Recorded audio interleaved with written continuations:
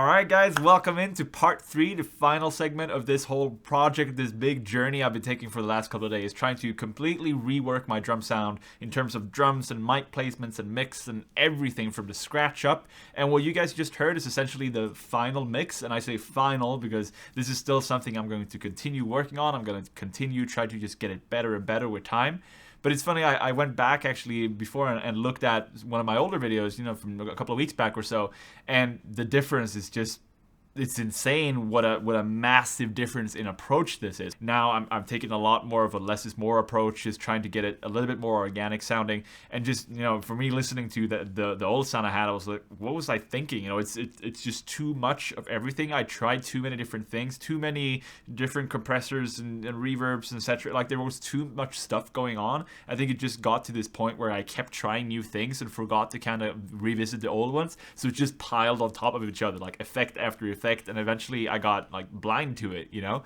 So it was very, very refreshing to just start over from scratch. So now, there are two main things I want to go over in this video. The first one is kind of like a step-by-step guide to how I approach mixing. And I will say there are so many variables with recording, especially with recording drums, like the drums, the room, head, cymbals, mics, everything. There are so many variables. I won't even bother showing you guys like the exact EQ curves and the exact numbers for the compressors and that kind of stuff, because it won't apply to you anyway. It's better that I give you guys the kind of the rundown of how I approached mixing, which steps I take in what order, and hopefully that will give you guys an idea of how I like to do things.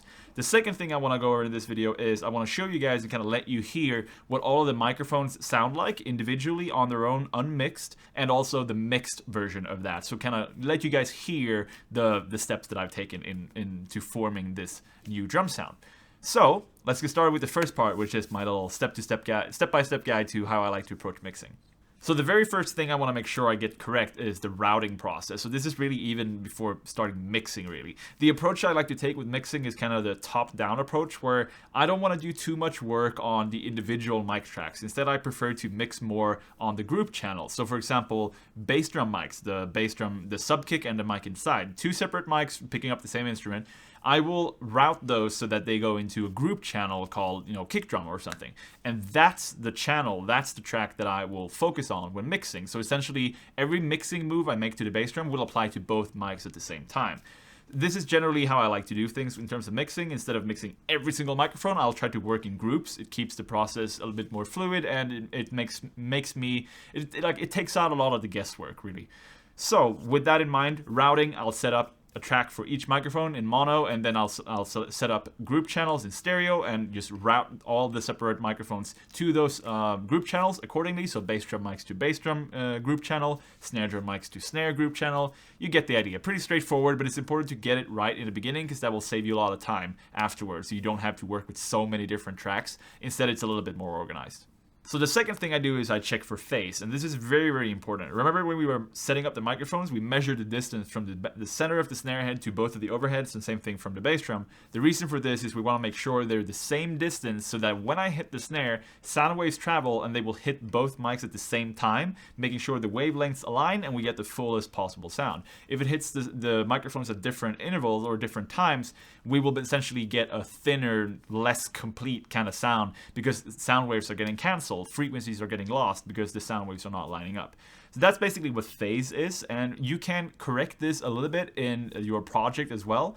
So the way I do this is I will isolate just the overheads because I know those are in phase, right, with the snare.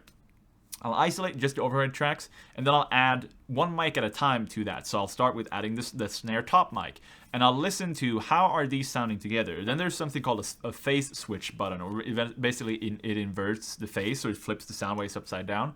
So you do that, you click that button on the snare in the project, and I'm using Cubase 8, by the way, in case you guys want to know. But this should be available, and really any major DAW should have this phase switch button somewhere, somehow. So I switched the phase on the snare mic, not the overheads, but because I know they're on phase, I switch it on the snare mic, and I listen, is it sounding better, like fuller, more complete, or is it sounding thinner and worse? And then I'll leave it at the setting that sounds best. Then I go to the next mic, and the next mic, and the next mic, and I go through all of them and make sure they're all in phase relative to, like, you have to have something to compare with. So for example, the toms, I'll check that they're in phase with the overheads, right? Snare, I'll check that it's in phase with the overheads, but also the snare bottom mic, I want to make sure is in phase with the snare top mic, and the two mics on the bass drum, I want to make sure they are in phase with each other, but also with the overheads. So you kind of have to go through all of it step by step, just methodically, and check that everything is sounding as full and rich as possible at every front. So this is a very important step because this will give you the most solid foundation you can possibly have to then actually start mixing. So now for step 3, we're essentially starting the mixing process. Everything up until now has just kind of been setting up. So now the first thing I do here is I don't look into EQ and compression and that kind of stuff yet. Now I'm just working with volumes. So I want to make sure, for example, the 2 bass drum mics that I run into the bass drum group channel, I want to get a nice balance between that. So the Audix D6 on the inside is responsible for the click and the punch, and the sub kick on the outside is for the rich bottom. So I want to balance those so that those two together have a nice mix. So you see what I mean? I'm kind of mixing the mics together into the group tracks to make sure that every group track, like the kick group track, is responsible for the entire kick sound, and that kick sound is sounding good just based on volume balance between the 2 mics. So that's something I will do. I'll just kind of listen to something I recorded, go through all the microphones, try to get the volumes at a pretty good starting point, just make sure everything's balanced, and then from there on, we'll move on to the actual mixing. Which brings us to step 4. And remember, I was talking to you guys a little bit about, I like to use something called the top-down mixing approach, which essentially I like to not do so much guesswork and like mixing on the individual tracks. Instead, I like to work with group tracks. So the first thing I actually do here is I have all the group tracks as well, like the snare group and the kick group and the overhead group. All of those are routed, again, like a step further, all of those are routed to one main group track, which I call drums. So that's, I can pull that fader and that lowers and high and adjust the volume for everything. So that also means any mixing move I'll do to this, any EQ, any compression, anything like that I do on the main drum track, that will apply to every single microphone and every single thing in the project, everything with the drum recording. So I like to use this to my advantage. So I'll do some very, very minor mixing moves on the main drum track. Usually that's a little bit of EQ. Usually that means I'll boost a little bit on the top end, like 1 or 2 dBs, just to get like a little bit more clarity. A little bit of boost at the bottom, like again 1 or 2 dBs at most, just to get a little bit accentuated, more like rich bottom end. So again, we're listening to the whole drum sound here, which is why it's important that you got the phase and everything and the volumes balanced before. But like the main thing that actually makes a noticeable difference usually with the top-down mixing in terms of doing the entire drum track is I like to do some cuts in the middle. Usually so we're talking about EQ now. So usually what I like to listen for is just this kind of ugly, boxy, kind of roomy sound, which is not very flattering. So I try to get rid of a little bit of that on everything, so I don't have to do that on every single mic afterwards. I'll also usually add a little bit, maybe like a very, very tiny amount of compression or something like that, which is essentially what I did to this time too. So the drums you heard here start like that. Just a little bit of EQ, a very, very tiny amount of compression, just on everything. And then from there, this will affect everything I do in the further mixing steps to come. So then for step 5, we're looking at overheads. And this follows the same approach as the whole top-down mixing thing too, because we're working with the big groups first. So first, all of the drums together. Now we're doing overheads, which are very much responsible for a big part of the drum sound. And then we're going smaller and smaller and smaller until we have the complete drum sound. So for overheads this time around, I did a little bit of EQ. Usually the main thing I do when EQing overheads, and I'll get to this a little bit on toms later too, is I like to listen for the high frequencies, usually somewhere around 6K to like 14K, somewhere in between there, usually mostly around like 6 and 10.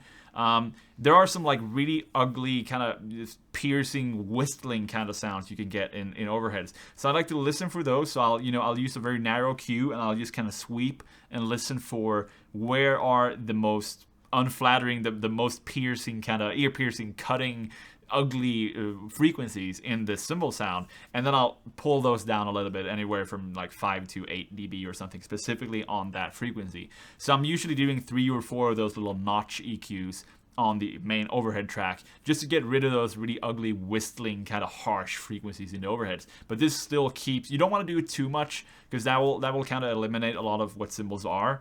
But if you do a little bit of it and you do it kind of carefully and you do it very nicely, you can get a very round and nice overhead sound. It's still very complete in terms of cymbals, but it doesn't pierce your ears. So this is the main thing I will do in terms of mixing overheads. Since this time my snare was very loud in the overheads and the cymbals not so much, because of the whole record man technique, that's the way it turned out. And I've never done this approach, so that was new for me. So I had to deal with that, and I used a little bit of compression and a limiter to kind of limit the volume on the snare, and instead allowed me to bring up the cymbals a little bit. So that's essentially what I did for overheads. Not a whole lot, honestly. They sounded really good to start with. Step 6 is kind of the flavor part of all of this. Now we're working with the core mic, remember, in the middle of the kit, and the microphone I have out in the hallway. I'll group those together into something called an ambience track. I did this for the first time now, so I just dubbed it Ambience, just to work on those two together, because they were responsible. The way I mix them is I like to have this kind of really super saturated, really like mega compressed, echoey kind of sound that I blend into the whole drum mix at a very low volume, just kind of give it a little bit more life. So the hallway mic and the core mic this time, I grouped into that, and I called it the ambience track or whatever. So the mixing I did on that, and you'll hear all of this later, the mixing I did to that was very, very heavy. Like, there's a ton of saturation, a ton of compression, a ton of EQ, a ton of everything essentially, but it forms this really aggressive kind of rumbly, echoey drum sound that, again, then I'll use at a very low volume, just kind of give the whole thing a little bit life. And now for step 7, we're looking at the kick drum. So here, usually I will boost a bit of top end to get the kick drum to punch through a little bit more. I'll boost some low end on right around the fundamental pitch to get that really deep low end. And I'll usually do a little bit of cuts, usually anywhere from like 150 hertz to 300-400, usually somewhere around that area, to just kind of accentuate the bottom a little bit and get rid of a little bit of that boxiness. There's a very slight amount of EQ this time, I believe, and generally I tried not to do too much to the kick sound this time, because it sounded really good raw and I didn't want to kind of make it too processed. So yeah, kick wise, and again, you will hear it very soon. There's not a whole lot of mixing done to it, honestly. It sounds really, really good. And step 8 is the snare, and this time, because I had so much snare in the overheads already, my approach to mixing the snare was a little bit different. Last time, or usually in the past, whenever I mix snare, I will do, again, top-down mixing approach, everything essentially on the main snare track, and there will be a fair amount of compression, everything, to make sure the snare top and snare bottom kind of blends together to one sound. But this time, I was more in need of the bottom sound than the top, because I had so much snare in the overheads already. So I did kind of some specific mixing to the snare top on its own. I have that a little bit at a lower volume.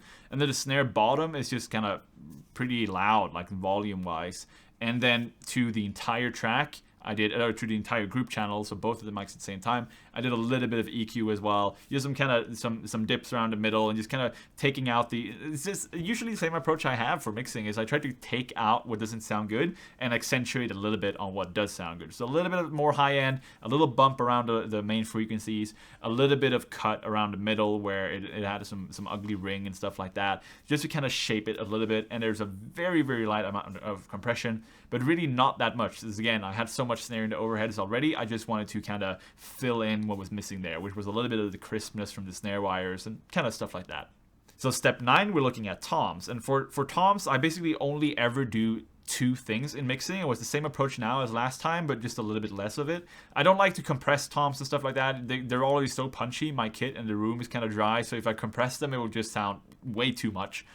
So what I usually do is, the first thing I do to toms is I like to boost the individual tom mics. So now we're actually not doing anything to the tom group. We're just working on the individual tom mics. So for the rack tom, floor tom 1, floor tom 2, I'll go on each mic, and I will boost a little spike right around the fundamental pitch of the drum, because the toms have a lot of attack, especially in the overheads. All you get from the toms now in this mix was basically just attack, like a lot of attack in the overheads. So I want the tone and just the pitch to come from the close mics. So a bump like 6-7 dB or something along those lines, just around the fundamental frequency on each tom. That's the main thing I'll do. The second thing is remember I was talking about the cymbal, the notching kind of EQ I did with the cymbals to get rid of those annoying frequencies. I do the same thing on the toms to get rid of the cymbal bleed that I get into them. So I'll listen to a part of the recording where there's a lot of cymbals and basically no tom hits, just to hear the cymbal bleed. And I'll notch out to get the cymbal bleed to not be so harsh in the tom mics, but still I don't want that to affect the tom sound. So there's this fine line you can walk where you can get rid of the cymbal bleed without it actually affecting almost anything of the actual tom sound. That's the only two things I ever really do to mixing toms. And then the final step, essentially, step 10 and 11 kind of, is I actually added microphones to the hi-hat and the china. The china was new for me because the china this time is so much off-axis from the Recorder Technique microphones.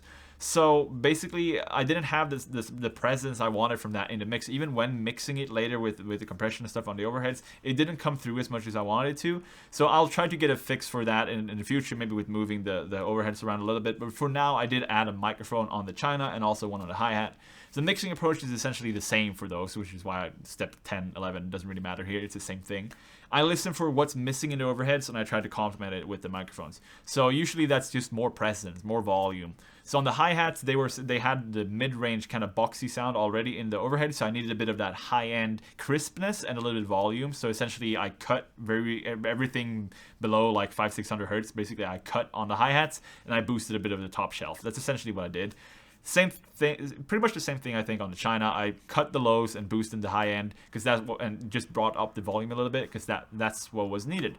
So that's essentially everything I've done in the mixing process. And now I want to show you guys what it sounds like. And again, usually I'll have this kind of approach. I'll have steps by steps that I take, and it's important that you do that too. Otherwise, there's too many variables, too many choices. You'll get kind of lost. You need a direction and a vision in your mixing process. So now, let me show you some grooves and stuff like that, and let you hear all of these microphones and all of these mixing steps that I've taken. Just one by one, you'll hear them unmixed and you'll hear them mixed, and hopefully you will be able to kind of hear what I've been explaining to you now. So hope you enjoy.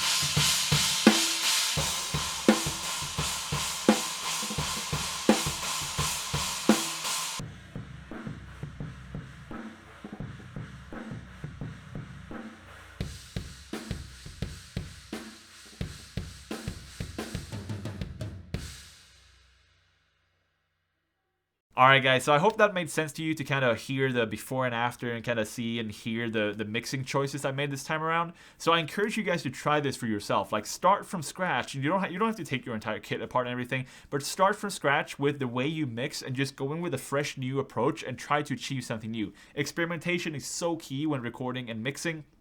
And it's the most enjoyable part of it for me too. I think it's important that you just take the time to do it. It's so much fun too when you really get into it, and especially when you get good results. So I want to thank you guys for tagging along for this video project and just seeing how my sound evolved to something I think is a lot better. If you haven't checked out part 1 and 2 already, go check them out. If you enjoyed this video, please leave a like and subscribe for future videos coming out hopefully soon. And I will continue working on my drum sound and hopefully keep making it better. So take care, guys. I will see you around, and have a good day.